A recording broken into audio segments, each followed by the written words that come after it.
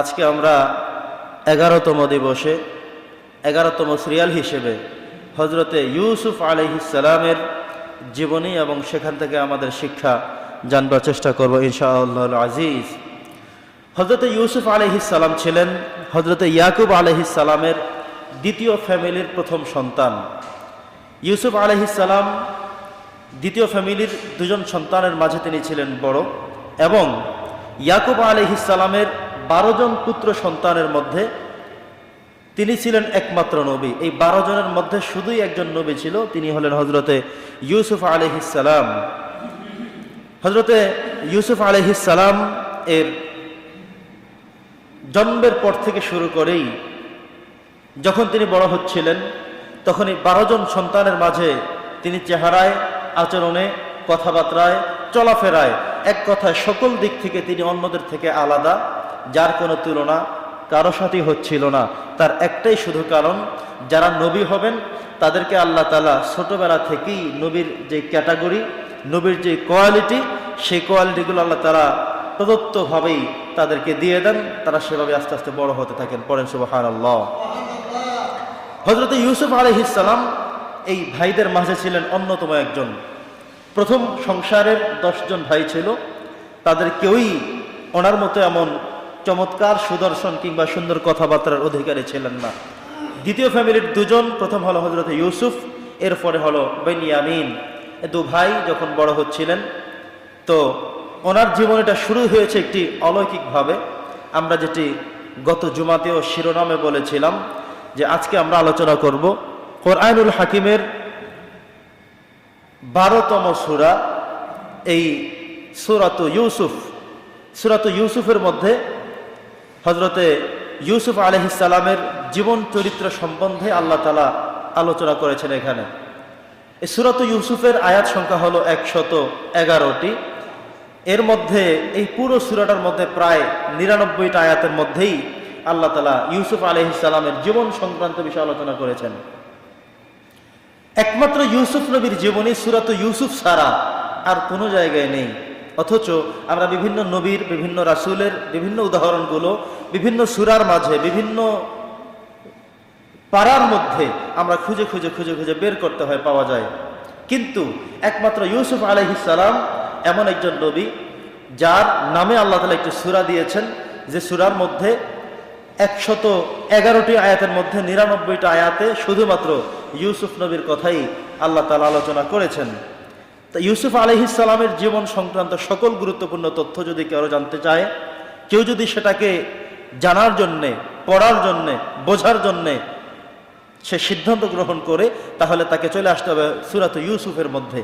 এখানে প্রথম 2টি আয়াতের পর থেকে সরাসরি আল্লাহ তাআলা তার জীবন সংক্রান্ত বিষয়ে আলোচনা করেছেন। তো আমরা প্রথমে একটু স্বাভাবিক কথা বলে নেই।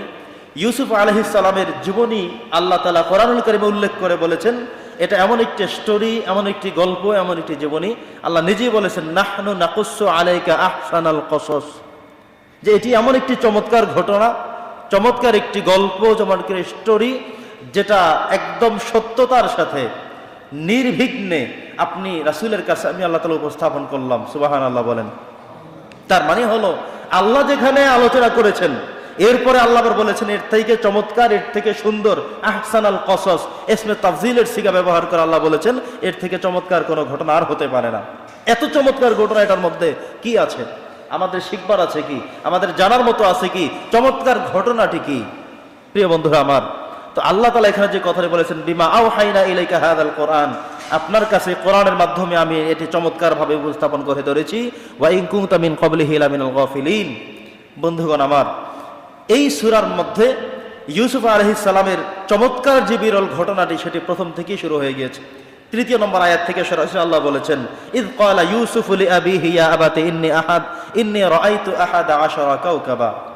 ইউসুফ নবী একদিন ঘুমোলেন, ছোট মানুষ, ঘুমের মধ্যে তিনি স্বপ্নে দেখলেন তাকে চন্দ্র, সূর্য 2টি এবং আহাদা আশারা কাওকাবান, আরো 11টি নক্ষত্র, তারকারাজি সবাই মিলে তাকে সেজদা করছে। সুবহানাল্লাহ বলেন। তার মানে হলো আসমানের চন্দ্র এবং সূর্য 2টি এবং 11টি তারকা, এই সবাই মিলে তাকে সেজদা করছেন। তিনি স্বপ্ন দেখে, ছোট মানুষ চিন্তার মধ্যে পড়ে গেলেন, কি হতে পারে এটা। সর্বাগ্রে তিনি বাবার কাছে গিয়ে হজরতে ইয়াকুব নবীর কাছে গিয়ে তিনি উপস্থাপন করলেন, বাবা আজকে একটা স্বপ্ন আমি দেখেছি। কি স্বপ্ন দেখেছো? যে ইন্নী রাআইতু আহাদা আশারা কাওকাবান, আমি 11টি তারকা দেখেছি, ওয়াশ-শামসা ওয়াল কমার, চাঁদ এবং সূর্যকেও দেখেছি, লি সাজিদিন, আমাকে তারা সিজদা করেছে সবাই মিলে।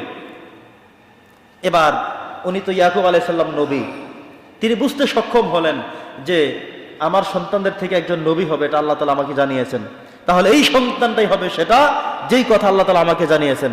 আপনারা জানেন যে ইব্রাহিম আলাইহিস সালামকে আল্লাহ তাআলা তার পুত্র ইসহাকের ঘোষণা দিয়েছেন, সাথে ইয়াকুবের ঘোষণা দিয়েছেন যে আমি আপনাকে এখন আরেকজন পুত্র সন্তান দিচ্ছি, যার নাম হবে ইসহাক, এবং যার আরেকজন পুত্র হবে যার নাম হবে ইয়াকুব।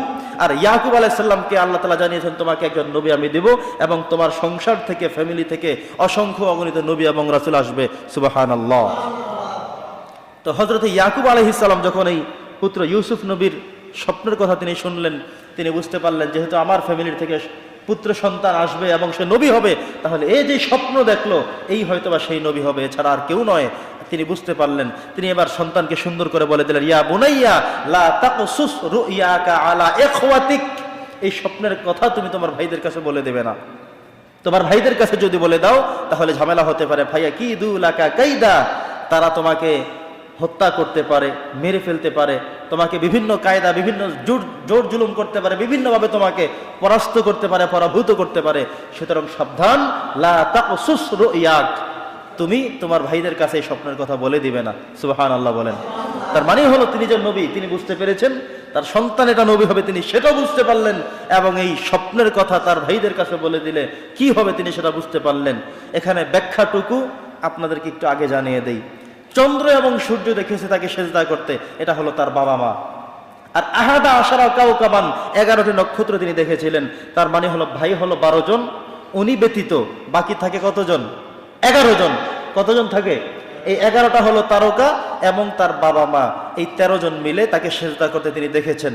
এর ব্যাখ্যা হলো তার বাবা মা এবং তার সেই সব 11 জন ভাইরা সবাই মিলেই তাকে সেজদা করেছে, এটা তিনি স্বপ্নের মধ্যে দেখলেন। এবং এই স্বপ্নে বোঝা যায় আল্লাহ তাআলা তাকে নবী বানাবেন, নবুয়ত দিবেন, এবং একটি সময় এমন হবে এই 11 ভাই তার এবং তার বাবা মা সবাই মিলে তাকে সেজদায় লুটিয়ে পড়বে, এমন একটি সময় আসবে। এই ইশারাটি আল্লাহ তাআলা তাকে ছোটবেলায় দিয়ে রেখেছেন। সুবহানাল্লাহ।